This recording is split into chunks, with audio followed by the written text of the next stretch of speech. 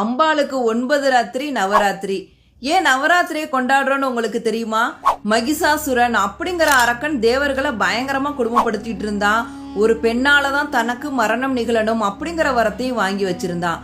மகிஷாசுரனை அழிப்பதற்காக பிரம்மா, சிவன், விஷ்ணுங்கிற மும்மூர்த்திகளோட சக்திகள் ஒன்றாக இணைந்து உருவான ஆதி பராசக்தி தான் துர்கா தேவி. சிவபெருமானோட சூலாயுதம், விஷ்ணு பகவானோட சக்கராயுதம், பிரம்மாவோட கமண்டலன ஆயுதங்களை ஏந்திக்கிட்டு சிம்மத்து மேல கம்பீரமா வந்து மகிஷாசுரனோட போரிட்டா துர்கா தேவி.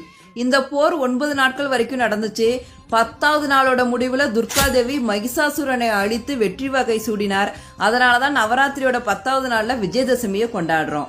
அதர்மத்தை அழித்து தர்மத்தை நிலைநாட்டிய துர்க்கையின் மகாத்மியத்தை போற்றுவதே நவராத்திரி வைபவம்.